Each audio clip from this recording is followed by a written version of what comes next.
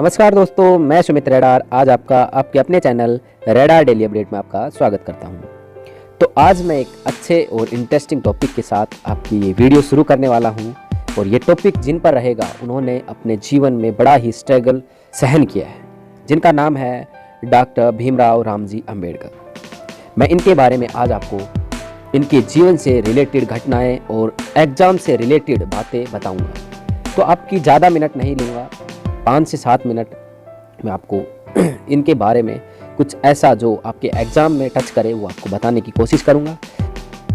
बड़गांव ये हरियाणा के महेंद्रगढ़ डिस्ट्रिक्ट में है। यहाँ पर बड़गांव गांव में हमारे में मूर्ति लगाई गई है अम्बेडकर जी की, ठीक है।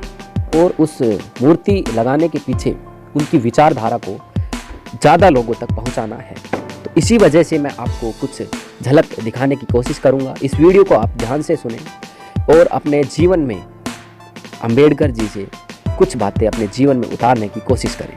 तो चलिए मैं शुरू करता हूं अंबेडकर जी के बारे में बताना, और आप इसको ध्यान से सुनें और फिर आप इस प्रोग्राम का कुछ झलक देखना चाहते हैं तो बाद में आप उसको देख लें। चलिए शुरू करते हैं। जिनका नाम मैंने बता दिया आपको, डॉक्टर भीमराव रामजी अम्बेडकर। इनका जन्म 14 अप्रैल 1891 महू नामक जगह मध्य प्रदेश में है, वहाँ पर हुआ था, जो कि आज के दिन अम्बेडकर नगर के नाम से जाना जाता है। ये हमारे लिए इम्पोर्टेंट है, ठीक है। इनके पिता का नाम, डॉक्टर भीमराव अम्बेडकर जी के पिता का नाम रामजी लाल था और ये रामजी लाल की 14वीं संतान थी, ठीक है। माता का नाम भीमा बाई था, ठीक है, जो कि और ये जो भीमराव अम्बेडकर है ये महार जाति से संबंध रखते हैं। महार जाति एक जो हिंदू कास्टिज्म है, इसके अंदर सबसे दलित मतलब जो पिछड़ा वर्ग बोलते हैं उनमें आती है। इनका छूना भी अशुद्ध माना जाएगा।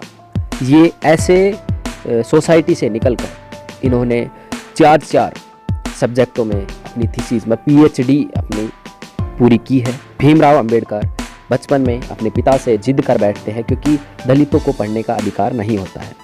उस समय की बात है, ये 1891 में जन्म हुआ, तो पढ़ने की इच्छा 5-7 साल बाद हो जाती है। तो तब की बातें हैं ये। पिताजी जो भीमराव अम्बेडकर के ये एक सैनिक थे, ब्रिटिश जो आर्मी थी उसके अंदर। तो इन्होंने कैसे भी जुगाड़ करके अपने जो बेटे भीमराव को पढ़ाने की शुरुआत कर दी। भीमराव के जो पिता थे उन्होंने 1897 में भीमराव और उसके परिवार समेत वे मुंबई में आ गए थे। 15 वर्ष की आयु में 9 साल की लड़की से उनका विवाह कर दिया था, जिनका नाम था रमाबाई, ठीक है। 1907 में उन्होंने अपनी मैट्रिक्स पास की और उसके बाद मुंबई विश्वविद्यालय में इन्होंने एडमिशन ले लिया, ठीक है। 1912 तक इन्होंने मुंबई विश्वविद्यालय से अर्थशास्त्र और राजनीतिक में विज्ञान में डिग्री प्राप्त की, ठीक है। और बड़ौदा के जो महाराज थे, जो बड़ौदा राज्य थे, वहाँ से इनको मिली स्कॉलरशिप, ठीक है। स्कॉलरशिप लेकर 1913 में अम्बेडकर जब 22 साल की उम्र में थे तो अमेरिका चले गए। अमेरिका में ये न्यूयॉर्क शहर में कोलंबिया विश्वविद्यालय में इन्होंने स्नातक की शिक्षा शुरू कर दी। 1915 में अर्थशास्त्र में पढ़ाई की, अर्थ समाज, इतिहास, दर्शन और मानव शास्त्र के अन्य विषयों में MA की। 1916 में इन्होंने अपना दूसरा जो शोध कार्य वो पूरा किया, national dividend of India, A historic and analytical study, एक और MA के लिए। और आखिरकार उन्होंने तीसरे शोध के लिए 1927 में अर्थशास्त्र में PhD प्राप्त कर ली। उसके बाद ये लंदन चले गए। 1916 में इन्होंने ग्रे इन के बार कोर्स के लिए दाखिला लिया। उसी समय लंदन स्कूल ऑफ इकोनॉमिक्स में दाखिला लिया। वहाँ उन्होंने डॉक्टरेट्स की थीसिस पर काम करना शुरू कर दिया। 4 साल के भीतर थीसिस जमा की, लंदन से लौटे। 1921 में मास्टर डिग्री पूरी की। 1922 में इन्हें ग्रे की इन बार में बुलाया गया और 1923 में इन्होंने रुपए की समस्या, रुपयों की उत्पत्ति और उसका समाधान शीर्षक से अपनी थीसिस प्रस्तुत की। इन्होंने उसी वर्ष अर्थशास्त्र में भी PhD पूरी की। इसके तीसरे और चौथे डॉक्टरेट को मान्यता प्रदान की गई। 1918 में वे मुंबई में sandal home college of commerce and economics में राजनीतिक अर्थशास्त्र के प्रोफेसर बने। हालांकि वो वहाँ पर टिके नहीं, क्योंकि जो उनके साथी प्रोफेसर थे वे उनके जो पानी का जग जो होता है उनको भी आपस में साझा या शेयर नहीं करते थे। 1935 में अम्बेडकर को गवर्नमेंट लॉ कॉलेज बॉम्बे का प्रिंसिपल नियुक्त किया गया। वह 2 साल पद पर रहे। इन्होंने दिल्ली विश्वविद्यालय में रामजस कॉलेज के शासी निकाय के अध्यक्ष के रूप में भी कार्य किया। ये जो भीमराव अंबेडकर थे, घर निर्माण की देखरेख और 50,000 से अधिक पुस्तकों का निजी पुस्तकालय का स्टॉक भी था। पूना पैक्ट, जो पूना समझौता था 1932 में हुआ था, वो दलितों और अन्य हिंदुओं के बीच में हुआ था, जिनमें ये जो पूना समझौता है ये हुआ था 25 सितंबर 1932 को। अंबेडकर और मदन मोहन मालवीय जो अन्य हिंदुओं की ओर थे, और अंबेडकर जी जो थे वो हिंदुओं के बीच दबे हुए वर्गों की ओर से थे। ठीक है, इस समझौते में क्या हुआ था, ये समझौता किस लिए था मैं बताता हूँ। ये समझौता जो दबे हुए जो वर्ग थे उनको, जो भीमराव अंबेडकर है, अलग से निर्वाचन मंडल चाहते थे, उनको अलग से एक संविधान जो अलग से छूट जो दिवाना चाहते थे। इसी के चलते ही जो गांधी जी हैं उन्होंने आमरण अनशन रख लिया था। फिर कैसे करके अंबेडकर जी को मनाया गया और फिर अंबेडकर जी को बुलाया गया वहाँ पर। ये पूना पैक्ट हुआ। इसमें जो समझौता क्या हुआ, इसके अंदर समझौता ये हुआ कि जो हमारी राजनीतिक पार्टी जो है, मतलब जो संविधान बनेगा उसके अंदर ही दलित या निम्न कास्ट जो होती है उनको उसी में रिजर्वेशन दिया जाएगा। 15 अगस्त 1947 को भारत की आज़ादी के बाद नई कांग्रेस के नेतृत्व वाली सरकार में अंबेडकर को देश के पहले कानून मंत्री और अन्य मंत्रियों के रूप में सेवा के लिए आमंत्रित किया गया, जिसे उन्होंने स्वीकार कर लिया। 29 अगस्त को उन्हें संविधान मसौदा समिति का अध्यक्ष नियुक्त किया गया। संविधान में अंबेडकर द्वारा तैयार बहुत से नियम इन्होंने लागू करवाए, जैसे कि धर्म की स्वतंत्रता की अस्पृश्यता का उन्मूलन, मतलब जो अछूत को लेकर जो धारणाएं चल रही थी उनको ख़त्म करने के ऊपर कानून लगाया गया। हमारी सरकारी पोस्टों पे कोई भेदभाव नहीं होता। इसी वजह से ये भेदभाव उन्हें, ये जो भीमराव अंबेडकर जी हैं इन्होंने ख़त्म करवाया था। महिलाओं को अधिकार दिलाया, आर्थिक सामाजिक अधिकार महिलाओं को भीमराव अंबेडकर जी ने दिलाया था। 26 नवंबर 1949 को संविधान बनकर तैयार हो गया, जिसमें जो अंबेडकर जी हैं वो 370 अनुच्छेद का विरोध किया, क्योंकि जम्मू और कश्मीर राज्य को एक विशेष दर्जा दिया गया जिसे उसकी इच्छा के विरुद्ध शामिल किया गया था। ठीक है, 26 जनवरी 1950 को संविधान लागू हो गया। संविधान सभा में बहस के दौरान अंबेडकर जी ने एक समान नागरिक संहिता को अपनाने की सिफारिश के सुधार की जो इच्छा दर्शाई, मतलब प्रदर्शन की, तो इसी के चलते 1951 में अंबेडकर ने कैबिनेट में इस्तीफा दे दिया। अंबेडकर जी ने स्वतंत्र रूप से 1952 में संसद के निचले सदन लोकसभा में चुनाव लड़ा, लेकिन मुंबई उत्तर मध्य निर्वाचन क्षेत्र में हार गए। मार्च 1952 में संसद के ऊपरी सदन राज्यसभा के लिए नियुक्त किया गया। मृत्यु तक सदस्य बने रहे। अंबेडकर जी विदेश में अर्थशास्त्र और डॉक्टर की पढ़ाई करने वाले पहले भारतीय थे जिन्होंने तर्क दिया कि औद्योगिकरण और कृषि विकास भारतीय अर्थव्यवस्था को बढ़ा सकता है। अंबेडकर की पहली पत्नी रमाबाई लंबी बीमारी की वजह से 1935 में देहांत हो गया और 1948 में नई दिल्ली में उनकी जो मुलाकात है वो शारदा कबीर से हुई और 29 साल की शारदा कबीर से 57 साल के अंबेडकर ने शादी कर ली। आखिरी दिनों में अंबेडकर जी ने बौद्ध धर्म को अपना लिया। 1955 में उन्होंने भारतीय बुद्ध सभा महासभा या भारतीय बौद्ध सोसाइटी की स्थापना की। इन्होंने 1956 में अपना अंतिम कार्य द बुद्ध एंड हिज धम्म पूरा किया। 14 अक्टूबर 1956 में दीक्षा भूमि नागपुर में अपने समर्थकों के साथ औपचारिक और सार्वजनिक समारोह का आयोजन किया और बौद्ध धर्म में परिवर्तन हो गए। 1948 में अंबेडकर जी को मधुमेह का रोग हुआ और धीरे धीरे बीमारी से चलते 6 दिसंबर 1956 दिल्ली में अपने घर में नींद में ही मृत्यु हो गई।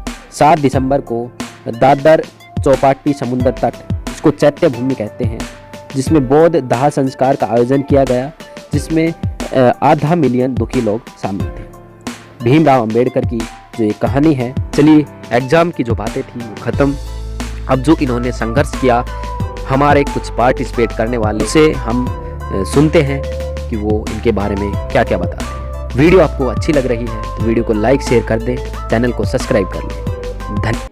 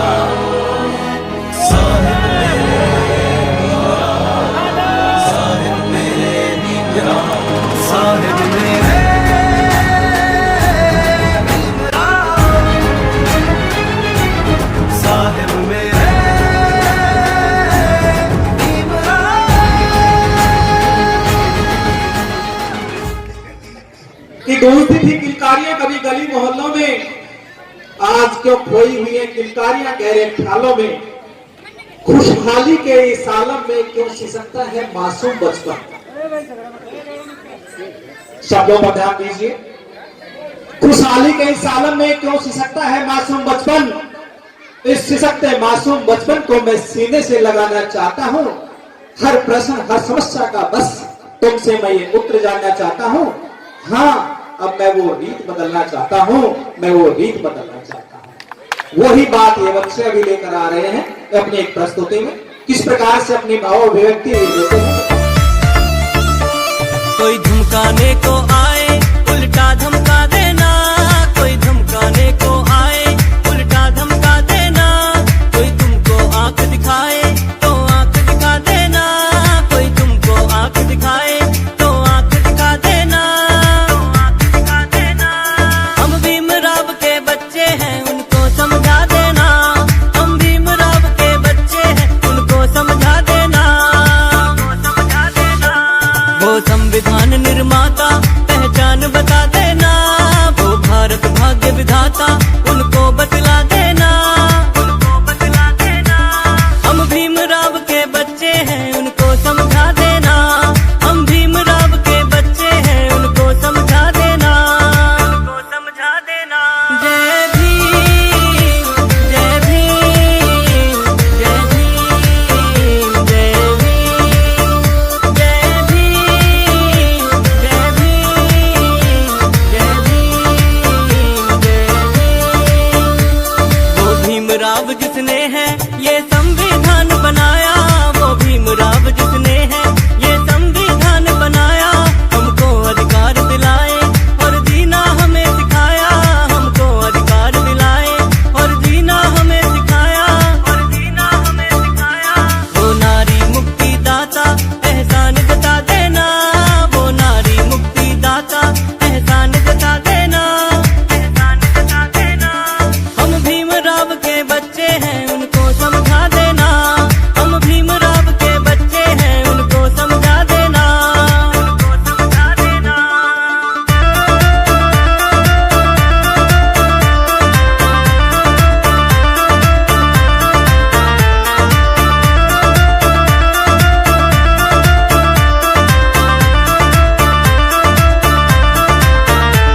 वो भीमराव जिसने ये इतिहास बदल ही डाला, वो भीमराव जिसने ये इतिहास बदल ही डाला। हम सबकी लड़ी लड़ाई हर घर में किया उजाला, हम सबकी लड़ी लड़ाई हर घर में किया उजाला, हर घर में किया उजाला। कोई पूछे तो दलितों का भगवान बता देना, कोई पूछे तो दलितों का भगवान बता देना, भगवान बता देना। हम भीमराव के बच्चे हैं उनको समझा देना, हम भीमराव के बच्चे हैं उनको समझा देना, उनको समझा देना।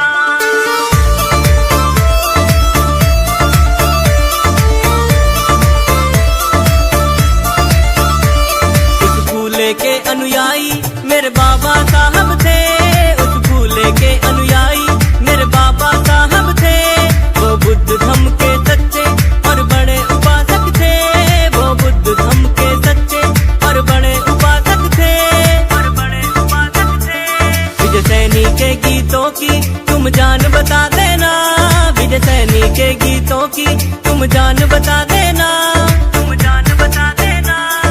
भीमराव के बच्चे हैं उनको समझा देना, हम भीमराव के बच्चे हैं उनको समझा देना, उनको समझा देना। कि सोचा था कि अब की बार आंगन में बहारें कुछ ऐसी आएंगी, लबों पर गीत खुशी के खुद ब खुद गुनगुनाएंगे, मगर निकले नहीं जो अपने हावी शब्द गरौंदों से। भला उनके आंगन में बहारें फिर कैसे आएंगी, भला उनके आंगन में बहारें फिर कैसे आएंगी। प्रयत्नशील और संघर्षशील व्यक्ति सदैव विजय होता है। श्रीमती रोशनी देवी, जोरदार तालियों से उनका स्वागत। मैं निवेदन करूंगा बहन जी का कि वो मंच पर आए और अपने उन अनुभवों को इस समाज के साथ साझा करें। जैसा कि आज सभी को पता है कि बड़गांव में आज बाबा साहब की मूर्ति का अनावरण हुआ है। गुरु ग्रंथ साहिब कहता है कि सिख बनो, बाइबल कहता है कि ईसाई बनो, कुरान कहता है कि मुसलमान बनो, लेकिन मेरे बाबा साहब का संविधान कहता है कि तुम इंसान बनो। अगर हमें सही अर्थों में मानो बनना है तो बाबा साहब के संविधान पर चलना होगा। हमारी मातृशक्ति को पता है कि आज करवा चौथ है। अभी 2-3 दिन पहले एक अहोई माता का व्रत आया था, अहोई। तो मेरे रिश्तेदार भी पूछते हैं, मेरे अड़ोसी पड़ोसी भी पूछते हैं कि तो संतान के लिए है। मैंने उनको कहा कि संतान की सुरक्षा तो बाबा साहब कर गए। बाबा साहब ने, जैसे भाई आवाज सिंह ने अभी गाना गाया, 4 औलादों की कुर्बानी दे करके आपके बच्चों को हंसता खेलता जीवन दे गए, तो हम क्यों पत्थर की पूजा करें? संत कबीर ने कहा था, पत्थर पूजे हरे मिले तो मैं पूजू पहाड़, इससे अच्छी चक्की भली पीस खाए संसार। तो हम क्यों पत्थर के आगे नतमस्तक हो, जब हमें बाबा साहब इतनी अच्छा संविधान दे गए। करवा चौथ तो हम भी करते थे, शिवरात्रि तो हम भी करते थे। ज्यादा तो नहीं किया क्योंकि आर्य समाज की ससुराल मिल गया था, लेकिन कुछ ये करवा चौथ तो करते ही थे कि पति की लंबी उम्र होगी शायद। लेकिन जब आज से 2009 में जब पता चला कि गाय के भूखे मरने से सांड की उम्र नहीं बढ़ती, तो हमने उसी दिन एक ही झटके में हमने करवा चौथ छोड़ दिया था, एक ही झटके में हमने पूजा पाठ छोड़ दिया था, एक ही झटके में हमने मंदिरों में जाना छोड़ दिया था। तो आज तक तो मेरे पति भी सर्विस कर रहे हैं और आपके बीच में हम भी सही है, और बच्चे भी बाबा साहब के आशीर्वाद से सही पढ़ रहे हैं। तो सही अर्थों में अगर बाबा साहब के अनुयायी है तो मातृशक्ति से मेरी विनती है कि माता रमाबाई के त्याग को समझिए, उनके त्याग को समझिए, वरना वो भी ऐसे और आराम में रह सकती थी। बाबा साहब चाहते तो उनकी एक संतान थोड़ी 500 संतान जिंदा होते और पैसों पे सोते, पैसे बिछाते। आप आज भी कचरे के ढेर में रोटी चुगते।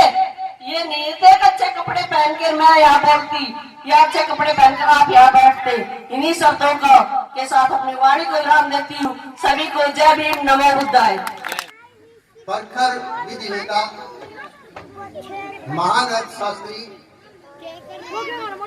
कोई का क्षेत्र की था जिनको जिसका ज्ञान उनको नहीं था। हालांकि कहते हैं कि नींव की ईंट कभी कांगूरे को नहीं देख सकती, लेकिन वो ईंट है जो आज कांगूरे को देख रही है। धन्यवाद। गीत उस समय का है जब माता रमा की चौथी संतान राजरतन इस दुनिया से जा रहा होता है, और बाबा साहब डॉक्टर भीमराव अम्बेडकर जी ने एक बात कही थी कि एक दिन इस देश पर ये राजरतन राज करेगा। माता रमाबाई बाबा साहब से कहती हैं कि हे बाबा साहब, आप तो कहते थे कि ये राजरतन एक दिन देश पर राज करेगा, लेकिन देखो तड़प तड़प कर ये जा रहा है, तुम अपने समाज की पड़ी है। तो बाबा साहब डॉक्टर भीमराव अम्बेडकर जी कहते हैं कि रमा तू चुप हो जा, रो मत, मैं ऐसे हजारों लाखों माओ की कोई गुजरते देखता हूँ, मुझे मेरी इस संतान की चिंता नहीं, मेरी हजारों लाखों संतान है। घूम करके कानून साहब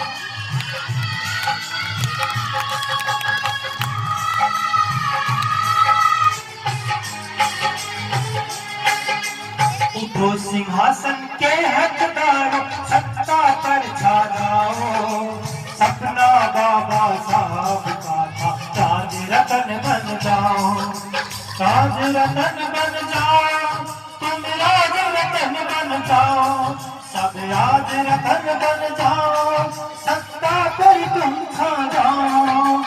उठो सिंहासन के हकदारों, सत्ता पर छा जाओ, सपना बाबा साहब का था, राज रतन बन जाओ, तुम राज रतन बन जाओ, सब राज रतन बन जाओ, सब राज रतन बन जाओ, सत्ता पर तुम छा जाओ। बाबा साहब का सपना था, तुम मैसेज करो तो वोट डालते तो वोट का अधिकार बाबा साहब ने दिया, लेकिन अपने हाथ के खाते तुम वोट एक वोट का मीटिंग करते हो, शरण करो बाबा साहब संतानों, मैसेज करो, इस माता रमा का प्यार रखो जिन्होंने 4 संतानें खोली समाज के लिए, बाबा साहब के लिए। ममता की कुर्बानी मारे दी थी जिसकी खातिर, उस सत्ता पर पर बैठ गए हैं भगवानी साथिल करते टूटे निरंतर सभी बान हट जाए करते इस पर चोट निरंतर घर में गले लटकाए सत्ता हासिल करनी है तो धर्म से मुक्ति पाओ सत्ता हासिल करनी है तो धर्म से मुक्ति पाओ सपना बाबा साहब का था राज रतन बन जाओ तुम राज रतन बन जाओ सब राज रतन बन जाओ सब राज रतन बन जाओ सत्ता पर तुम छा जाओ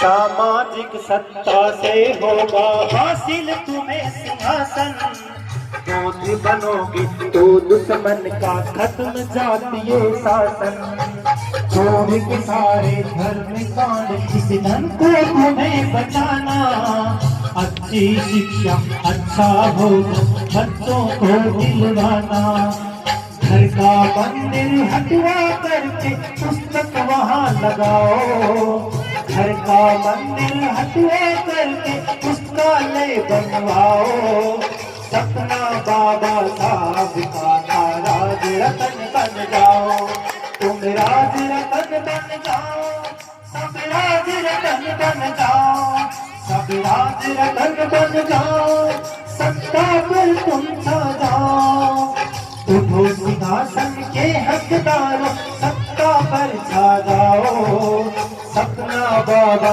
साहब का राज रतन बन जाओ तुम राज रतन बन जाओ सब राज रतन बन जाओ तुम राज रतन बन जाओ सत्ता पर तुम छा जाओ तुम राज रतन बन जाओ सत्ता पर तुम छा जाओ सब राज रतन बन जाओ सत्ता पर तुम छा जाओ तुम राज रतन बन जाओ सत्ता पर तुम छा जाओ।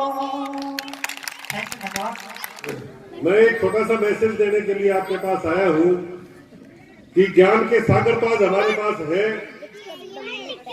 मैं अन्य वक्ताओं को कहूंगा कि अपनी एक एक बात को रखना चाहे वो रख दे, क्योंकि ज्ञान के सागर तो आज हमारे बीच में उपस्थित है, इन्हीं को ज्यादा सुने तो अच्छा है। मैं एक छोटी सी बात आप लोगों को बताने आया हूँ कि जब भी बाबा साहब का चित्र कहीं हम समाज में चलाते हैं तो वहाँ एक बात कहते हैं कि बाबा साहब हमारे मसीहा थे, सारा सब कुछ ठीक है, बाबा साहब को तो हम मानते हैं, परंतु ये बौद्ध धर्म की बात कहाँ से बीच में आ जाती है, तथागत बुद्ध की बात कहाँ से बीच में आ जाती है, ये बात समझ में नहीं आती। तो ये बाबा साहब ने ही तो हमें कहा था बौद्ध धर्म के बारे में, उन्होंने ही तो हमें रास्ता दिया था कि बौद्ध धर्म ही एक रास्ता है।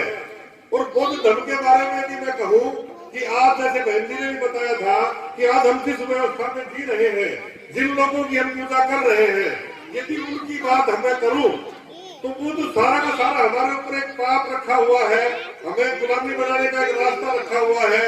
जब तक हम उस गुलामी के रास्ते को नहीं छोड़ेंगे, बाबा साहब के बताए हुए मार्ग पे नहीं चलेंगे, तब तक कैसे संभव है कि हम बाबा साहब को मान रहे हैं या उनके बताए हुए मार्ग पे चल रहे हैं। ये बातें तो किसी तरह भी संभव नहीं है। तो ये कहना चाह रहा हूँ कि बाबा साहब की मूर्ति प्रतिमा लगाने से हमें सिर्फ उनका आभास तो होगा कि वो हमारे बीच में उपस्थित है, परंतु जब तक हम उनकी शिक्षाओं को ग्रहण नहीं करेंगे हमारा भला नहीं हो सकता, नहीं हो सकता, नहीं हो सकता। मैं एक पुजारी परिवार में जन्मा हुआ, मेरे घर में तो उस मूर्ति की कमाई आती थी। जब मैं उसको लात मार सकता हूँ तो आपके लिए तो मंदिर के दरवाजे तक बंद थे, आप उस मंदिर में क्यों घुसना चाहते हैं? मैं आपसे ये प्रश्न भी करना चाहता हूँ। जब तक हम बाबा साहब की उस बात को नहीं मानेंगे, जब तक हम तथागत बुद्ध के धर्म को नहीं अपनाएंगे, तो फिर कह रहा हूँ ये बात, चाहे बेशक मेरे किसी को पढ़ने लगती है लगे, परंतु जब तक हम अपनी व्यवस्थाओं का निर्माण नहीं करेंगे, बनते जी आपको बताएंगे व्यवस्थाओं के निर्माण के बारे में, जब तक हम दूसरों की व्यवस्था में रहेंगे तब तक भला नहीं हो सकता, तब तक राज नहीं मिल सकता, तब तक हम सर्वश्रेष्ठ नहीं हो सकते। It is challenge. क्योंकि परिवर्तन संसार का नियम है और परिवर्तन तभी आएगा जब परिवर्तन अपने घर से शुरू करेंगे। हम और बाबा साहब कहते थे कि सुबह सुबह 2 घंटियां बजती हैं, एक मंदिर की और एक स्कूल की। ये आप लोगों के ऊपर निर्भर करता है कि आप कौन सी घंटी की तरफ जाते हैं। अगर स्कूल की घंटी की तरफ जाओगे तो विद्वान बनोगे, और अगर मंदिर की घंटी की तरफ जाओगे तो गुलाम बनोगे। बाबा साहब अकेले एक ऐसे व्यक्तित्व थे जिन्होंने हिंदू कोड बिल को लागू कराने के लिए अपना इस्तीफा तक देने के लिए तैयार हो गए थे। एक हिंदू कोड बिल जो महिलाओं को जन्म से लेकर के उसके मरण तक सारे अधिकार दिलाता है, जिसमें संपत्ति का भी अधिकार था, महिलाओं को पुनर्विवाह का भी अधिकार था और उनको शिक्षा का भी अधिकार था। ये सारे हिंदू कोड बिल में समाहित किए वो बाबा साहब ही अकेले थे। तो ये तो उन्होंने महिलाओं के लिए किया और उन्होंने समाज के लोगों के लिए न केवल एक दबे कुचले समाज के लिए किया, बल्कि सभी समाज के सभी वर्गों के लिए किया।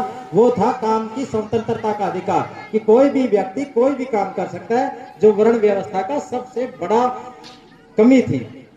मैं तो आप सभी से एक ही विनती करता हूँ, एक ही बात बताता हूँ, ये किसी विशेष जात बिरादरी का वो रहता, ये गरीब का जो है कल्याणकारी वो आदमी थे।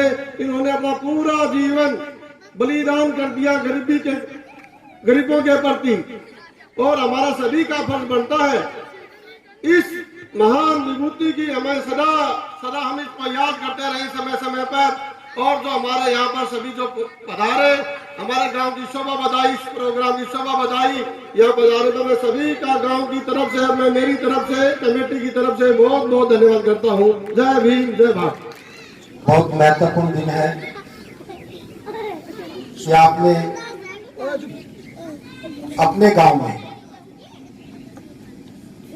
बाबा साहब डॉक्टर अम्बेडकर की प्रतिमा, बहुत सुंदर प्रतिमा स्थापित की है और मुझे अवसर दिया, मैं भी आपके इस कार्यक्रम में शामिल हो सका।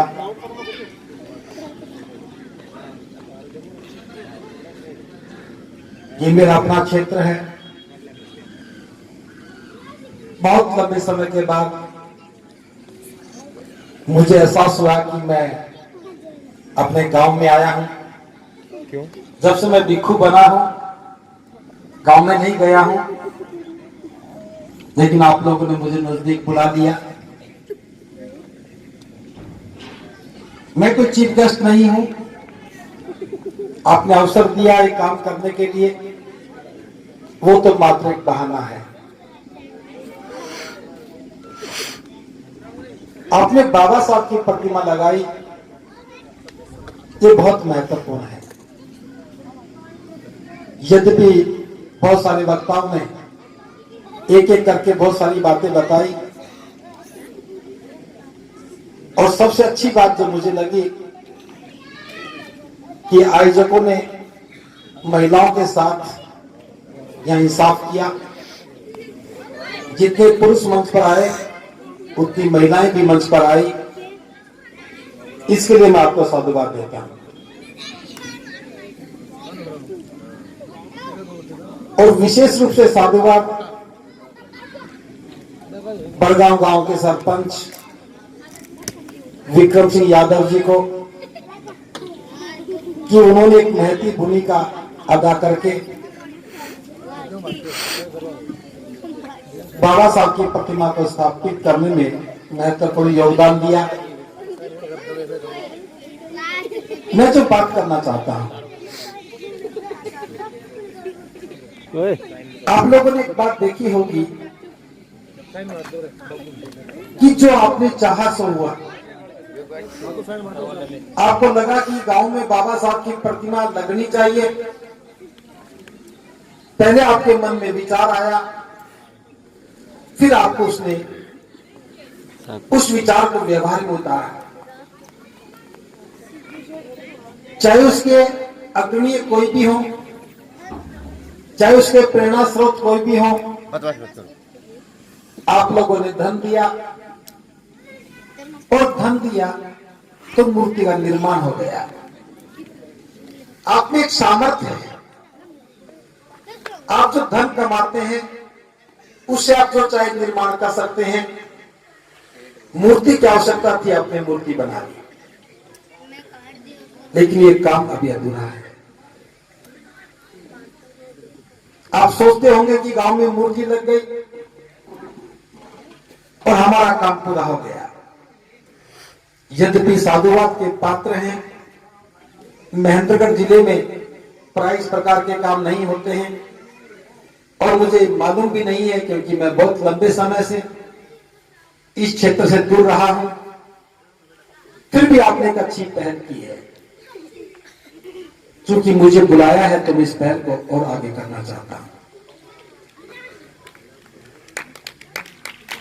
अभी एक वक्ता ने कहा कि हमें बाबा साहब की बात ही नहीं करनी, बाबा साहब की विचारधारा पर काम करना है। विचारधारा पर काम क्यों करना है? क्योंकि बाबा साहब की विचारधारा से जीवन का निर्माण होता है। आपने एक पत्थर को तराशने का काम किया तो एक मूर्ति का निर्माण हो गया। पत्थर को तराशा तो मूर्ति बन गई, लेकिन जब हम अपने छोटे छोटे बच्चों को तराशने का काम करेंगे तो जीवन निर्माण का काम होगा। बाबा साहब की प्रतिमा के साथ जीवन निर्माण का काम होना चाहिए, और वो जीवन निर्माण का काम बिना शिक्षा के नहीं हो सकता। भाई जब कोई शिक्षा की बात करे तो स्वाभाविक रूप से सबको अच्छा लगता है। विनय ये तो जब एक जीवन निर्माण होता है, एक व्यक्ति का जीवन सुंदर बनता है, तो उससे एक बहुत बड़ा काम होता है। मैं शिक्षा के महत्व पर थोड़ी सी बात कर रहा हूं। आप देख रहे हैं कि पूरे देश में गांव-गांव में स्कूल खुले हैं, गांव-गांव में स्कूल खुले हैं। शहरों में जाते हैं तो महाविद्यालय भी हैं और विश्वविद्यालय भी खुले हैं। देश के आजाद होने से पहले बाबा साहब डॉक्टर अंबेडकर के देश का संविधान लिखने से पहले ये व्यवस्था नहीं थी।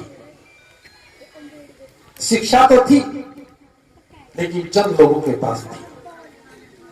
जिनके पास थी वो बड़े बड़े लोग बने, और जिनके पास नहीं थी उनका इतिहास में कहीं नाम अंकित नहीं हुआ। पैदा हुए और बढ़ गए। उन्होंने जीवन में क्या किया इसका कोई उदाहरण नहीं है, इसका कोई लेखा जोखा नहीं है। लेकिन बाबा साहब डॉक्टर अंबेडकर की अगर मैं बात करूं, इस देश की व्यवस्था में हमें पढ़ने का हक नहीं था, लेकिन उनके पिता सेना में सूबेदार थे और अंग्रेज सरकार का यह कानून था कि जो भी व्यक्ति उनकी सेना में नौकरी करेगा उसके बच्चे के पढ़ने की, उनकी संतान के पढ़ने की व्यवस्था अंग्रेज सरकार करेगी। इस देश के धार्मिक कानून ज्ञान बांटने की इजाजत नहीं देते थे, लेकिन अंग्रेजों का कानून एक नए अवसर दे रहा था। बालक भीमराव को इसी कानून के तहत स्कूल में प्रवेश मिला। अध्यापक कक्षा के अंदर नहीं जाने देता था, दरवाजे के बाहर बैठना पड़ा, अपनी किताब लेके जाना पड़ा, कभी कॉपी नहीं जांची। विस्तार से बात ना करते हुए मैं और आगे बढ़ता हूं। जो भी हालात थे, उन्होंने बीए की डिग्री पा ली। बीए की डिग्री मिलने के बाद बड़ौदा के महाराज सयाजी गायकवाड़ ने छात्रवृत्ति की घोषणा की। वो भी पिछड़े वर्ग से थे। सयाजी गायकवाड़ पिछड़े वर्ग से थे, और सबसे बड़ी बात थी कि वो पढ़े लिखे थे और उनकी शिक्षा दीक्षा उनकी इंग्लैंड में हुई, अमेरिका में हुई, आधुनिक सोच से थे। उन्होंने छात्रवृत्ति की घोषणा की कि अछूतों को भी विदेश पढ़ने का मौका मिलेगा, और बाबा साहब का ये भीमराव अंबेडकर का नाम आ गया। उन्हें 25 रुपया महीने के हिसाब से कुल 600 रुपया 2 वर्ष के लिए छात्रवृत्ति दी गई, ताकि विदेश जाकर के उच्च शिक्षा को हासिल कर सके। और उसी छात्रवृत्ति के आधार पर भीमराव अंबेडकर विदेश गए, अमेरिका गए और वहां जाकर के उन्होंने पढ़ाई शुरू की। यहां की तरह पढ़ाई सीमित नहीं है, असीमित थी। एक साथ कई डिग्रियां शुरू कर दी। 2 वर्ष पूरे हो गए, बड़ौदा महाराज को चिट्ठी लिखी, छात्रवृत्ति 1 वर्ष की और बढ़ा दी। अब राशि 900 रुपया हो गई। 1 वर्ष भी पूरा हो गया, 3 वर्ष हो गए। पढ़ने की लालसा ज्यादा थी। फिर कहा, लेकिन वहां का जो दीवान था वो बहुत जातिवादी था। उसने चिट्ठी पर चिट्ठी लिख करके दबाव बनाया और 4 साल के बाद भीमराव अंबेडकर को वापस लौट के आना पड़ा। गए जब भीमराव अंबेडकर के रूप में गए, अब लौट करके आए तो डॉक्टर अंबेडकर बन करके आए। 10 वर्ष बड़ौदा रियासत में सेवा करनी थी, नौकरी के बदले में, छात्रवृत्ति के बदले में, और केवल 10 दिन नौकरी की, क्योंकि वहां का वातावरण नौकरी करने के लायक नहीं था। चपरासी पानी नहीं पिलाता था, क्लब में कोई साथ नहीं बैठता था, चपरासी फाइल दूर से फेंकता था। अमेरिका जैसे देश में 4 साल तक रहने के बाद, कोलंबिया जैसे विश्वविद्यालय में 4 साल पढ़ाई करने के बाद क्या कोई व्यक्ति इस अपमानित जीवन को सहन कर सकता है? विदेश जाने के बाद ही बाबा साहब का स्वाभिमान जगा और 10 दिन नौकरी करने के बाद इस्तीफा दिया और एक संकल्प लिया। वो संकल्प था 23 सितंबर 1917 का दिन, और उसके बाद अपना सारा जीवन हमारे कल्याण के लिए न्यौछावर कर दिया। मन में ललक थी, मैं पढ़ करके आऊं, मैं और ज्यादा डिग्री हासिल करूं। घर में साधन नहीं थे, कॉलेज में प्रोफेसर लगे, 500 रुपया महीने का मिलता था, केवल 50 रुपया अपने घर में परिवार को खर्च चलाने के लिए देते थे। माता रमा जिनका हम जिक्र नहीं करते हैं, अब बाबा साहब का जयकारा लगाते हैं, लेकिन माता रमा को भूल जाते हैं कि उनके त्याग के बिना क्या बाबा साहब इस मुकाम पर पहुंच सकते थे? रमा अनपढ़ थी तो भी घर चलाना बहुत अच्छी तरह से जानती थी। कुछ पैसे बाबा साहब ने बचाए और फिर साहू जी महाराज जो कुर्मी जाति के थे, वो भी पिछड़ी जाति के राजा थे, वो बाबा साहब की प्रतिभा से परिचित थे। घर में आकर के 5000 रुपया दिया और बाबा साहब दोबारा विदेश पढ़ने गए। 2 बार छात्रवृत्ति मिली बाबा साहब को। एक बार सहजी गायकवाड़ ने दी और एक बार साहू जी महाराज ने दी। और वहां से आने के बाद आज हम याद कर रहे हैं बाबा साहब को। पूरी दुनिया बाबा साहब को द सिंबल ऑफ नॉलेज कहकर के पुकारती है, ज्ञान का प्रतीक कहकर के पुकारती है। आप समझ सकते हैं एक छात्रवृत्ति जिसने एक सामान्य बालक का जीवन कितना रूपांतरित कर दिया। अगर बाबा साहब को विदेश जाने का मौका ना मिलता, अमेरिका में, इंग्लैंड में, जर्मनी में जाकर के वो ना पढ़ते, तो क्या हम इस फक्र के साथ, इस विश्वास के साथ उनकी प्रतिमा को लगा पाते? हम जय जयकार तो करते हैं, बाबा साहब को याद भी करते हैं, जयंतियां भी मनाते हैं, लेकिन उनके संघर्ष के पीछे जो शक्ति छुपी है उसको भूल जाते हैं। हम जानते हैं कि मूर्तिकार ने एक एक चोट मारकर इस मूर्ति को तराशा है, बहुत सुंदर प्रतिमा बनाई। ऐसे ही जीवन के निर्माण के लिए भी एक एक चोट लगानी पड़ती है। जब मूर्ति तराश दी जाती है, चोट भुला दी जाती है।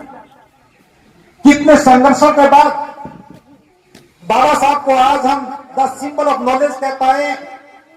जब तक हम उस संघर्ष को नहीं जानेंगे, हम इस मूर्ति के अर्थ को सही समझ नहीं पाएंगे। आपके लिए मूर्ति हो सकती है, हमारे लिए संघर्ष की गाथा है। इस इस मूर्ति में बाबा साहब के जीवन का संघर्ष छुपा है, माता रमा का त्याग छुपा है। घर में 5 संतानें पैदा हुई, 4 संतानों ने जीवन को देखा भी नहीं। कोई 2 साल की उम्र में, कोई 2.5 साल की उम्र में दुनिया से विदा हो गए। बाबा साहब के घर में 5 संतान पैदा हुआ। एक बेटा बचा जिसका नाम यशवंत था। आप जानते हो इस दुनिया के सबसे बड़े विद्वान व्यक्ति का बेटा बीए पास नहीं कर पाया। क्या सोच सकते हो? और मैं आज इस मंच के माध्यम से खड़ा होकर के बोल रहा हूं, मुझे अवसर मिला, मैं डॉक्टर बना, मन संचालक, इंस्पेक्टर बने। सरपंच साहब आपके बीच में बैठे हैं, निश्चित रूप से ये भी पढ़े लिखे होंगे। हम सब लोग जो भी बने, डॉक्टर बने, इंजीनियर बने, प्रोफेसर बने, जो भी बने, बाबा साहब के त्याग और बलिदान के बाद बने। मैं इस माध्यम से तो कहना चाहता हूं, बाबा साहब ने समाज की पीड़ा को अनुभव किया और जब देश का संविधान लिखा तो शिक्षा को मौलिक अधिकार बनाकर के हम सबके लिए पढ़ने के द्वार खोल दिए। आज गांव-गांव में जो स्कूल खुले हैं, सरकार पढ़ाने वाले अध्यापकों को तनख्वाह देती है और वो ज्ञान हमें मिलता है, हमारा जीवन निर्मित होता है। हम सब सरकारी स्कूलों से पढ़ करके आए, आज वही सरकारी स्कूल बर्बाद हो गए। जिन सरकारी स्कूलों में ज्ञान बांटने का काम इस देश के संविधान के तहत होना था,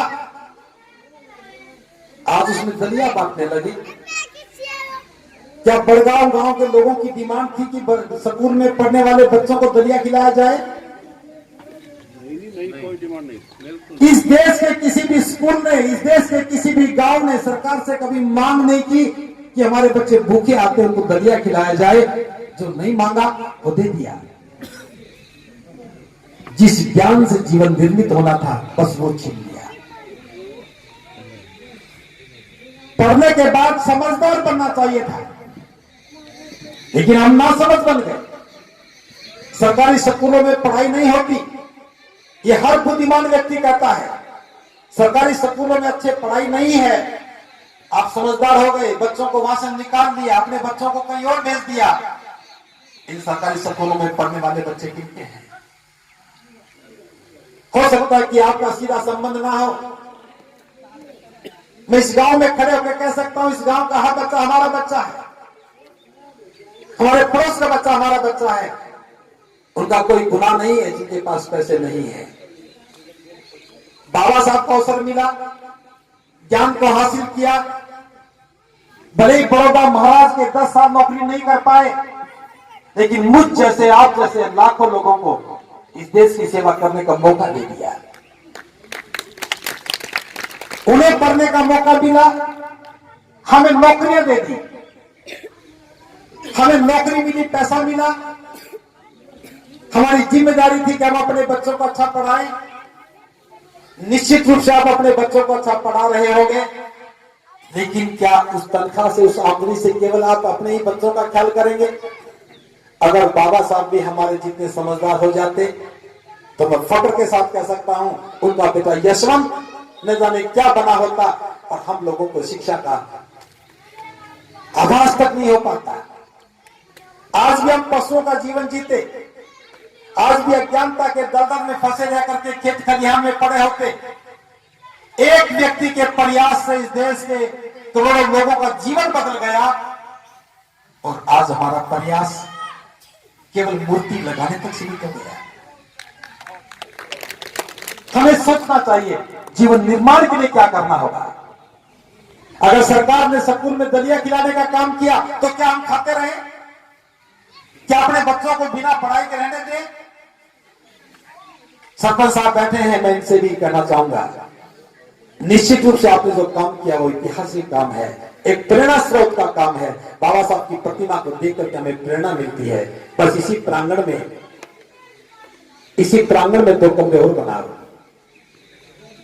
स्कूल के बाद, स्कूल की छुट्टी होने के बाद यहाँ के नौजवान यहाँ की पढ़ी लिखी महिलाएं केवल 2 घंटे के लिए बच्चों को पढ़ाने का काम करें। जो गणित में कमजोर है उनको गणित सिखाएं, जो अंग्रेजी में कमजोर उनको अंग्रेजी सिखाएं, जो विज्ञान में कमजोर उनको विज्ञान सिखाएं। हम अपने बच्चों की कमजोरी को दूर करके उनको प्रोत्साहित करें, उनका मनोबल बढ़ाएं। और जब भी किसी बच्चे का मनोबल बढ़ेगा, वो 5वीं के बाद 8वीं, 8वीं के बाद 10वीं तक अगर पहुंच गया तो उसके बाद फिर वो नहीं रुकेगा। एक साजिश हुई हमारे साथ शिक्षा से बच्चों को वंचित रखने की, और उस साजिश के शिकार होकर के हम चुप हो गए। गांव गांव में आपको इस प्रयास करना होगा, और इसके लिए हमने एक आंदोलन शुरू किया है, छात्रवृत्ति लौटाओ आंदोलन। छात्रवृत्ति लौटाओ। जिनको भी पढ़ाई के दौरान छात्रवृत्ति मिली, उसके पीछे उद्देश्य था बाबा साहब का। बाबा साहब जानते थे कि इच्छा है स्कूल में प्रवेश तो मिल जाएगा, लेकिन किताबों के पैसे नहीं होंगे तो बच्चा पढ़ाई छोड़ देगा। स्कूल में फीस के पैसे नहीं होंगे, बच्चा पढ़ाई छोड़ देगा। इसलिए बच्चे की पढ़ाई निर्बाध गति से चलती रहे, सरकारी खजाने से छात्रवृत्ति दी गई, और उस छात्रवृत्ति से पढ़ने में हमें सुविधा मिली। हम सबको छात्रवृत्ति मिली है, हो सकता किसी को ना मिली हो। छात्रवृत्ति के बाद हम पढ़े, पढ़ने के कारण नौकरियां मिली, नौकरियां मिलने से हमारा जीवन संवरा। तो क्या हमें उस छात्रवृत्ति को लौटाना नहीं चाहिए? बड़ौदा के महाराज ने छात्रवृत्ति दी तो बाबा साहब का जीवन संवर गया, और उनकी वजह से हमारा जीवन बना। आप भी छात्रवृत्ति लौटाने का काम करें। अगर एक व्यक्ति छात्रवृत्ति लौटाता है तो दूसरे बच्चे को पढ़ने का अवसर मिल जाता है। एक व्यक्ति छात्रवृत्ति लौटाता है तो दूसरे बच्चे को पढ़ने का अवसर मिल जाता है। बस इसी भावना के साथ आप छात्रवृत्ति लौटाने का काम कीजिए। उसी छात्रवृत्ति से किसी बच्चे की फीस की व्यवस्था कीजिए, उसी छात्रवृत्ति से किसी बच्चे को अच्छे स्कूल में पढ़ने की व्यवस्था कीजिए, उसी छात्रवृत्ति के पैसे से सांध्य काल में शाम के समय बच्चों को ट्यूशन की तरफ पढ़ाने का काम शुरू कीजिए। हमने इसका नाम दिया है स्कूल फॉर एक्सीलेंट लाइफ, श्रेष्ठ जीवन के लिए पाठशाला, श्रेष्ठ जीवन के लिए विद्या विहार, जिसे पाली नाम बोलते हैं, श्रेष्ठ जीवन के लिए विद्या विहार। गांव गांव में ये काम शुरू कीजिए, जाति की सीमाओं से बाहर निकल करके कीजिए। पढ़ाई के दौरान किसी प्रकार का कोई भेदभाव मत कीजिए कि यहाँ कौन सी जाति का पढ़ने आएगा, कौन सी जाति का नहीं पढ़ने आएगा, और इसी भावना के साथ कीजिए जिस प्रकार बड़ौदा के महाराज ने छात्रवृत्ति दी और Bhimrao Ambedkar the symbol of knowledge बन गए, करोड़ों लोगों के मुक्तिदाता बन गए। हो सकता है आपकी भावना में पवित्रता हो, तो आपकी दी हुई छात्रवृत्ति से कोई नौजवान, कोई बच्चा बाबा साहब जैसा बनकर के देश को दिशा देने का काम करे।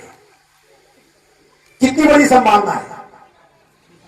तो मैं जितने लोग यहां बैठे हैं आपसे कहना चाहूंगा, जो आपके अंदर इच्छा शक्ति है, श्रद्धा है, विश्वास है, बाबा साहब के प्रति निष्ठा है, उसी को आधार बना करके आप स्वयं तय करें। आपको 200 रुपए महीना देना है, 300 देना है, 500 देना है, 1000 रुपए देना है।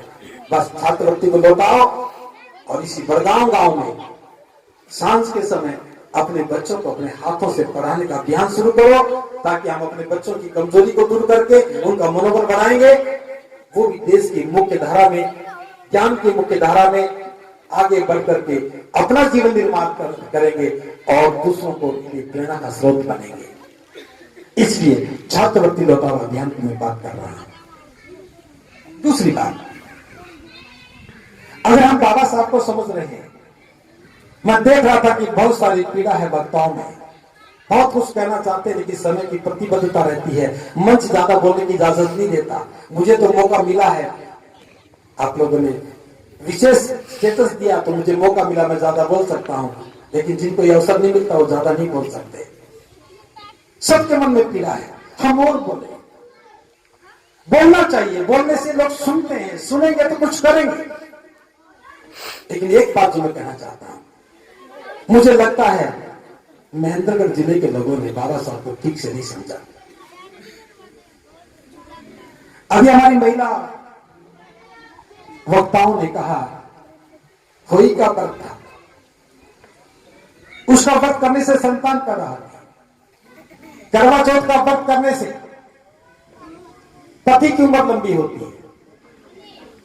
बहुत सारे व्रत हैं, मेरे जिक्र करने का कोई मकसद नहीं है। क्या ऐसा भी कोई व्रत है जिसके करने से घूंघट हट जाते हैं? क्या ऐसा भी कोई व्रत है जिसके करने से घूंघट हट जाते हैं? जो लोग बाबा साहब की पैरवी करते हैं, बाबा साहब की जय जयकार करते हैं, मंच पर आकर के जय भीम भी बोलते हैं, अगर आपके घर में आपकी जीवन संगिनी घूंघट में रहती है तो डूब कर मरने की बात है। किसकी बात कर रहे हैं हम? बाबा साहब की बात करते हैं, महिलाओं की आजादी की बात आती तो हमें साफ सुन जाता है। हम बराबरी की बात करते हैं, महिलाओं की बात आती तो हम बड़े बन जाते हैं, हमारा पुरुषत्व तो जाग उठता है। क्या गुनाह किया महिलाओं ने? मुझे 2.5 घंटे हो गए यहां बैठे हुए हैं, ये मुंह ढककर के बैठी हैं, और एक भी पुरुष ऐसा नहीं जो मुंह ढककर के बैठ जाए। घूंघट करने में पुरुषों को श्रम लगती है, उसी घूंघट करने में महिलाओं की इज्जत कैसे हो गई? अगर हम बाबा साहब के जीवन संघर्ष की बात करते हैं तो समझ जाते हैं कि ये घूंघट नहीं है, ये गुलामी है। और बाबा साहब के अनुयायियों को ये शोभा नहीं देता कि उनके घर में गुलामी का कोई प्रतीक बचा रह जाए। है एक वर्त, वो वर्त नहीं है, भूखे रहने का नहीं है, वो संकल्प लेने का मामला है। अगर आज हम संकल्प ले लें, पहले इस बात को समझिए कि बाबा साहब क्या चाहते थे। इस देश की महिलाओं को कोई अधिकार नहीं था। जिस काम को पुरुष करता था उसी काम को महिला भी करती तो मेहनताना आधा मिलता था। और मैंने तो आज भी देखा है, आगरा में देखा है, अगर पुरुष 400 रुपए लेता है तो महिला को 250 दिया जाता है। अलीगढ़ में देखा, महिलाओं को मेहनताना कम दिया जाता है, लेकिन जो सरकारी नौकरी करते हैं, अगर कोई अध्यापक है 50,000 तनख्वाह लेता है तो महिला को कितना मिलेगा? 50 मिलता है। सरकार नौकरियां देती है, कोई भेदभाव नहीं। ये बाबा साहब का बनाया कानून है। एक पुरुष कितनी भी शादी कर लेता था, लेकिन महिलाएं, उनका अधिकार नहीं था कि वो दूसरी शादी कर ले।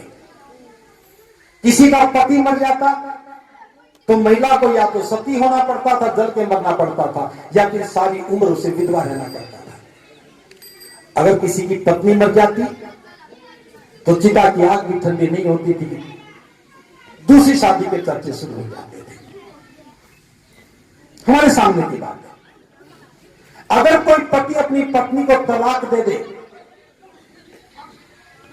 तो उसके पास कोई जगह नहीं थी, ससुराल में रह नहीं सकती थी, क्योंकि संपत्ति उसके नाम नहीं थी और पिता के घर में कोई जगह नहीं थी। यहां कहा भी जाता है कि पिता के घर से बेटी की डोली उठती है और पति के घर से अर्थी उठती है। यहां तो जिंदा लाश बना करके जीने का पूरा प्रबंध कर दिया। पति तलाक दे दे तो पिता भी आनाकानी करता, नहीं मेरे घर में मत आना। अगर किसी का पति मर जाए और वो विधवा बन जाए, अब शकुनी हो गई। जब हम देखते थे तब समझते नहीं थे, आज समझने लगे तब पता लगा है। अगर किसी घर में कोई विधवा हो, उसी घर में किसी की शादी हो, तो तेल चढ़ाने उतारने का काम भी सुहागिन करती हैं, विधवा को तो पास भी नहीं आने देते। कौन सा गुनाह हो गया? पति मर गया और पत्नी गुनाहगार हो गई। और आज तक इस पीड़ा को कौन समझ रहा है? बाबा साहब डॉक्टर अंबेडकर ने समझा कि कोई अपशकुन नहीं हो सकता। कि सामाजिक परंपराओं में आप इस बात को ना समझ पाए हो, लेकिन राजनीतिक और संवैधानिक व्यवस्थाओं में बाबा साहब ने इसको निष्पादित किया। विधवा बनने के बाद भी इंदिरा गांधी इस देश की प्रधानमंत्री बनी और कोई अपशकुन नहीं हुआ। हुआ क्या? जो देश की प्रधानमंत्री बनी, कितने शिलान्यास किए, कितने उद्घाटन किए? कोई पुल गिरा, उद्घाटन विधवा ने किया। बाबा साहब के काम को मापिए। बाबा साहब जब महिलाओं की आजादी की बात करने लगे तो इस देश के सारे बुद्धिजीवी बाबा साहब के विरुद्ध खड़े हो गए, सारे धार्मिक संगठन बाबा साहब के विरुद्ध खड़े हो गए। ये तो अनर्थ हो जाएगा, महिलाएं घूंघट हटा देंगी, महिलाओं को बराबर का हक मिल जाएगा तो हम पुरुष कैसे बचेंगे। और सारे देश में एक ऐसा वातावरण पैदा किया, बाबा साहब पर दबाव बनाने की कोशिश की, लेकिन बाबा साहब तो नहीं माने। उस समय प्रधानमंत्री जवाहरलाल नेहरू ने उनसे बात की।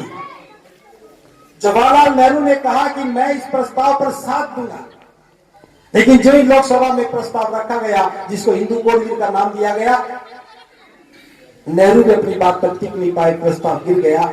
सारा सदन बाबा साहब के विरुद्ध था और एक पल नहीं लगाया, उसी समय बाबा साहब ने मंत्री पद से इस्तीफा दे दिया। बाबा साहब ने कहा कि मुझे बोलने का मौका मिलना चाहिए, मैं इस्तीफा क्यों दे रहा हूं। लेकिन लोकसभा का जो स्पीकर था वो भी सोच रहा था कि अगर वक्तव्य दे दिया तो हो सकता है कि बात बदल जाए। मौका नहीं दिया, इस्तीफा दिया। पत्रकारों के सामने बाबा साहब ने कहा कि मैं डॉक्टर अंबेडकर इस देश का कानून मंत्री, और मेरे कानून मंत्री रहते हुए अगर मैं देश की महिलाओं को बराबर का हक नहीं दे सकता तो मुझे मंत्री बने रहने का मकसद नजर नहीं आता। और बाबा साहब ने इस्तीफा दिया। लेकिन उसके बाद बाबा साहब चैन से नहीं बैठे। जो दूसरा मंत्री बना कानून मंत्री, वो थोड़ी बड़ी जाति से था और रोज बाबा साहब के पास आता, बाबा साहब उसे एक डिक्टेशन देते और वो लोकसभा में रखता, पास हो जाती। उस सारे कानून को बाबा साहब ने पास करवा दिया। आज महिलाओं को बराबर कहा गया। लेकिन मैं पूछना चाहता हूं आप लोगों से, आप कहते हैं भारत के संविधान को खतरा है, क्या आप बाबा साहब के लिखे संविधान को मान रहे हैं? अगर बाबा साहब को मानते हैं, बाबा साहब के लिखे संविधान को मानते हैं, तो फिर ये घूंघट नहीं रहना चाहिए। जो ताली बजाने सोच समझ के बजाए, ताली बजाने में जितनी ताकत लगती है उससे कम ताकत में घूंघट हट सकता है। इस ताकत को बचा के रखें। एक सवाल मेरा है, छोटा सा पूछ रहा हूं। मैं जानता हूं मंच की व्यस्तता होगी, लेकिन अवसर मिला तो अपनी बात पूरी करना चाहूंगा। सवाल जो मैं पूछना चाहता हूं, आप इज्जत की बात करते हो, मेरी बात ध्यान से सुनना। क्या घूंघट करने में इज्जत है? अगर घूंघट करने में इज्जत होती तो क्या कोई भी पुरुष बिना इज्जत के रहना चाहेगा? नहीं चाहेगा। एक महिला घर से बाहर जाती है, बस में यात्रा करे, रेल में यात्रा करे, कभी घूंघट करती है? कभी मेले में जाए, कभी घूंघट करती है? बाजार में जाए, कभी घूंघट करती है? घर से बाहर ज्यादा खतरे होते हैं, लेकिन रेल में यात्रा करते समय कोई डर नहीं, बस में कोई डर नहीं, मेले में कोई डर नहीं, बाजार में कोई डर नहीं, और कहीं घूम करके आ जाए। लेकिन जो ही अपने घर में आती है, सबसे ज्यादा दो खतरनाक प्राणी घर में ही मिलते हैं। सबसे खतरनाक दो प्राणी हैं, जानते कौन है? एक ससुर है और एक जेठ है। सोचिए, क्या बात। मेरी बात को ध्यान से समझिए, पता लगेगा हम कितना झूठा काम कर रहे हैं। शादी से पहले लड़की देखने कौन जाते हैं? यही दो लोग जाते हैं, गौर से देखते हैं, घर में आके पूरी कमेंट्री बताते हैं, रंग ऐसा है, रूप ऐसा है, लंबाई इतनी है, मोटाई इतनी, वजन इतना, सब बताते हैं। फिर गोद भरने जाएंगे तब भी देखेंगे, फिर लगन सगाई के समय देखेंगे, जब शादी होती है वरमाला डालते हैं तब देखते हैं। 4 बार मुंह देखा है ससुर ने और जेठ ने, कितनी बार मुंह देखा है? 4 बार। और शादी होते ही जो ही और लड़की कार में बैठती है, शटर डाउन हो जाता है। उसके बाद सारे नियम कानून लागू हो गए। 4 बार मुंह देख लिया जिसने, 5वीं बार भी मुंह देख ले, कोई अनर्थ होगा क्या? इस परंपरा को तोड़िए। एक लड़की अपने घर से आती है, अपने पिता को पिता कहती है, वो यहां आकर के ससुराल में भी अपने ससुर को पिता कहती है। क्या पिता और बेटी के बीच में घूंघट का रिश्ता होता है? अगर बाबा साहब की जयंती मनाते हो, बाबा साहब की प्रतिमा लगाते हो, बाबा साहब की प्रतिमा लगाने में सहयोग करते हो, तो एक सहयोग इस बात के लिए भी कीजिए कि आपकी इच्छा शक्ति जागृत हो जाए और बाबा साहब का जो आंदोलन था महिलाओं को बराबरी का हक देने का, वो सफल हो जाए। आपके घर से महिलाओं के घूंघट आज ही हट जाने चाहिए। मैं कहूंगा महिलाओं को जिम्मेदारी खुद लेनी चाहिए। घूंघट हटेगा तो थोड़ा खतरा होगा, सास से लड़ाई होगी। कोई सास नहीं चाहती उनकी बहू बिना घूंघट रहे, और सास बहुत रोज लड़ती है, हमेशा लड़ती है। एक लड़ाई आजादी के लिए सही, लेकिन ये लड़ाई 1 घंटे से फालतू नहीं होनी चाहिए। घूंघट हटे, सास लड़ाई करे, चुपचाप सुनना, जवाब मत देना। थोड़ी देर के बाद मीठी सी चाय बना करके सास के पास ले जाना, मम्मी जी चाय पियो। ओके, मैं चाय कैसे पी लूं? कहो जिस बात के लिए गुस्सा था वो तो खत्म होना चाहिए। घूंघट हट गए, आप क्या करना है? घूंघट हट ही गया, अब करके भी क्या करना है? संबंध मधुर होने चाहिए। और मैं आप सबसे कहना चाहूंगा, महेंद्रगढ़ जिला शिक्षा के क्षेत्र में बहुत अग्रणी है। हम पर बाबा साहब की बड़ी अनुकंपा है, लेकिन ये प्रभाव महिलाओं में भी दिखना चाहिए। और मैं तो महिला वक्ताओं से भी कहूंगा, बाकी सारी बात छोड़ दीजिए, बहुत लोग कर लेंगे, बस महिलाओं का घूंघट हटवा दीजिए। इनको भी समाज की मुख्य धारा में आगे आना चाहिए। जिनके घूंघट हटेंगे वही संतानों का ठीक से निर्माण कर पाएंगी, वही संतानों का जीवन ठीक से संवार पाएंगी। और महिलाएं जब खड़ी होती है किसी काम को करने में, निश्चित रूप से बड़े विश्वास और श्रद्धा के साथ वो काम करती है, वो काम सफल भी होता है। तो ये घूंघट हटाने की शुरुआत महिलाओं को करनी चाहिए।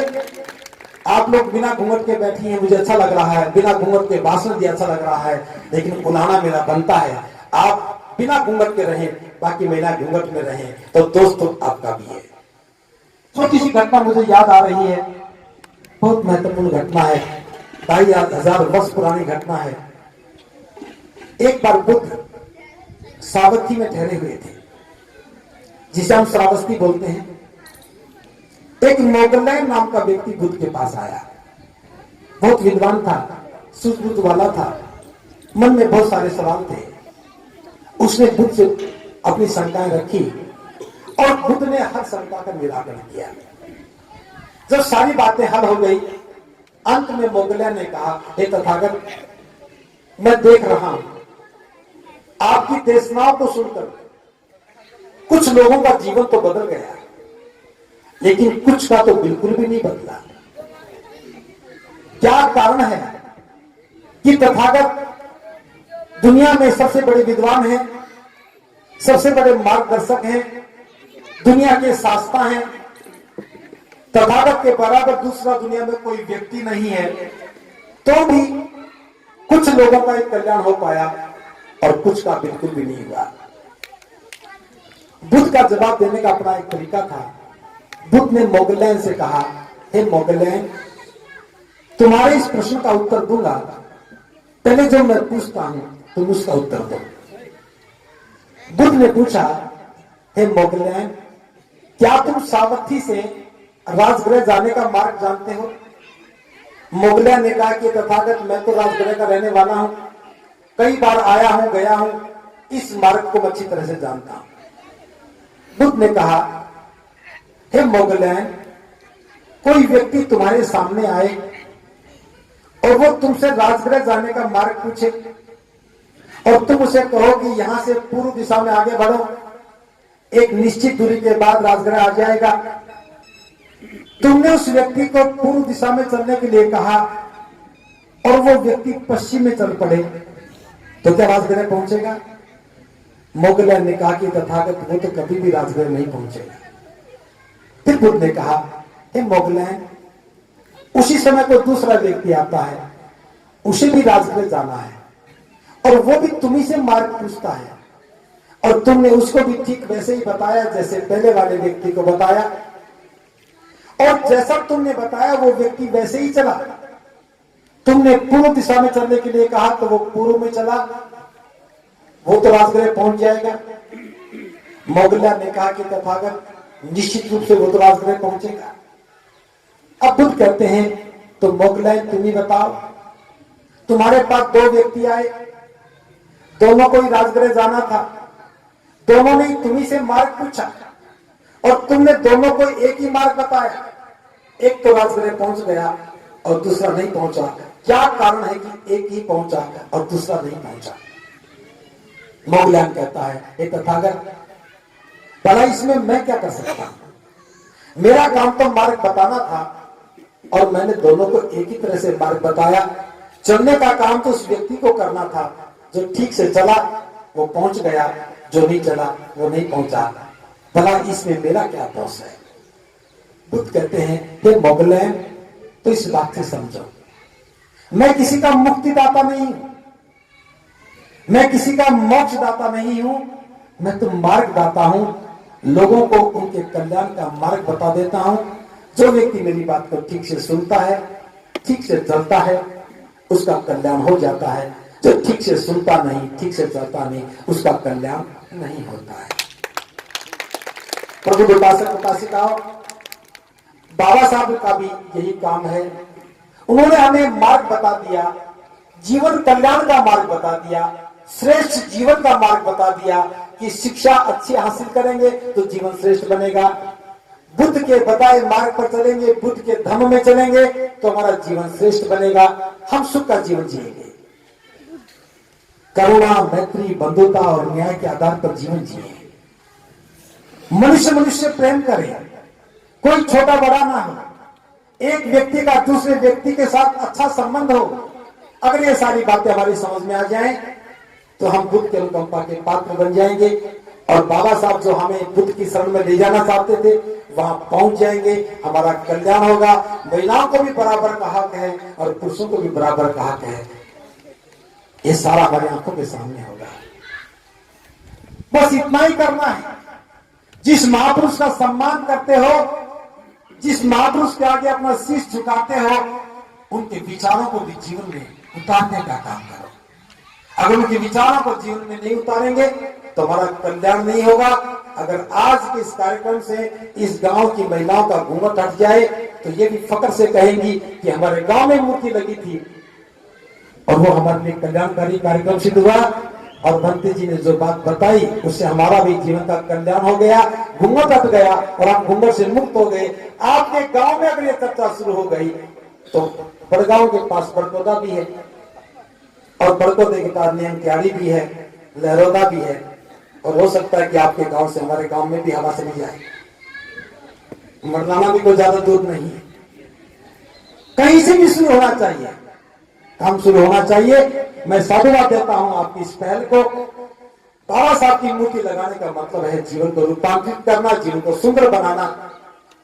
जो भी व्यक्ति बाबा साहब को ठीक से समझ जाता है उसका फर्ज बनता है वो दूसरों के कल्याण के लिए काम करे। आप जो कमाते हो आप अपने घर में खर्च करते हो। आपने 50,000 कमाया तो 50,000 आप खर्च करते हो। उसमें से 500 रुपया निकाल करके अगर समाज पर खर्च करते हैं तो समाज में बहुत बड़ा परिवर्तन होता है। एक बार दे दिया बात नहीं बनेगी, 2 बार दे दिया बात नहीं बनेगी। आप हर रोज खाना खाते हो, आप हर रोज कमाते हो, हर रोज खाना खाते हो। दान भी हर रोज करना शुरू करो।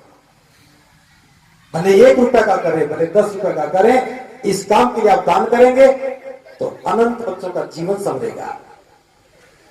जिन बच्चों का जीवन संवरेगा वो दूसरों का जीवन संवारने का काम करेंगे, जीवन निर्माण का काम करेंगे। बस यही प्रेरणा हमें बाबा साहब से लेनी है। बाबा साहब को अवसर मिला, एक छोटी सी बात करके खत्म कर रहा हूं, बहुत महत्वपूर्ण बात है। भारत में वायसराय होते थे लॉर्ड दिनदिथगो, लॉर्ड दिनदिथगो वायसराय होते थे।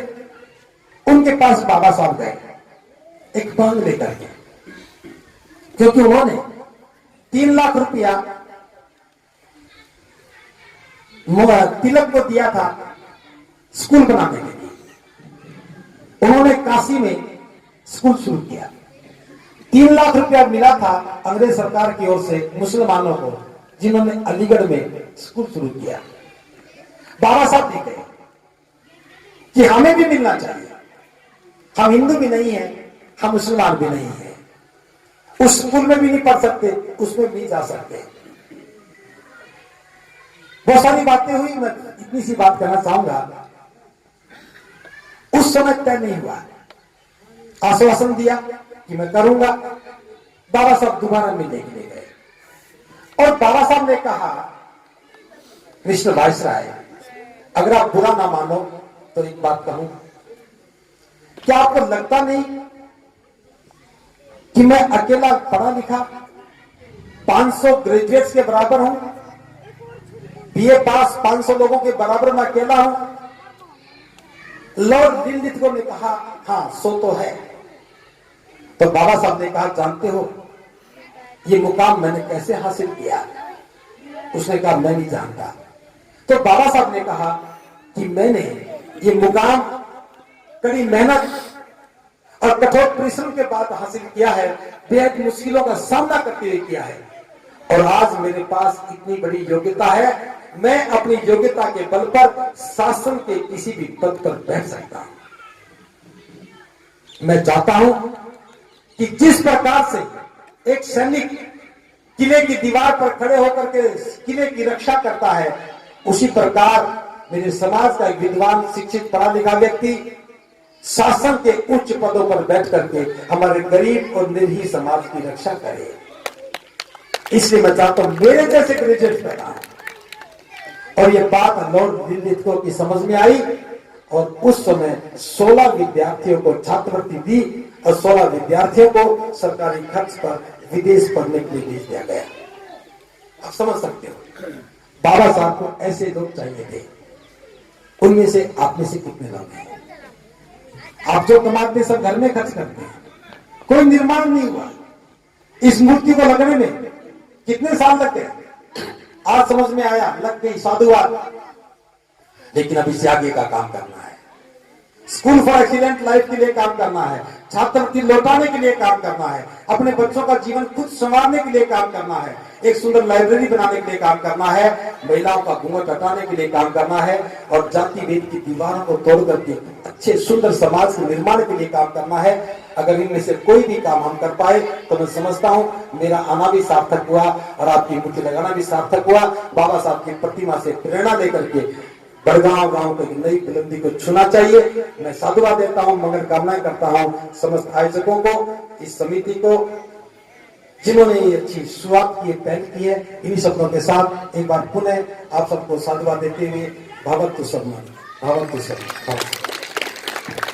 बाबा साहब ने एक संदेश दिया था, शिक्षित पढ़ो, संगठित रहो, संघर्ष करो।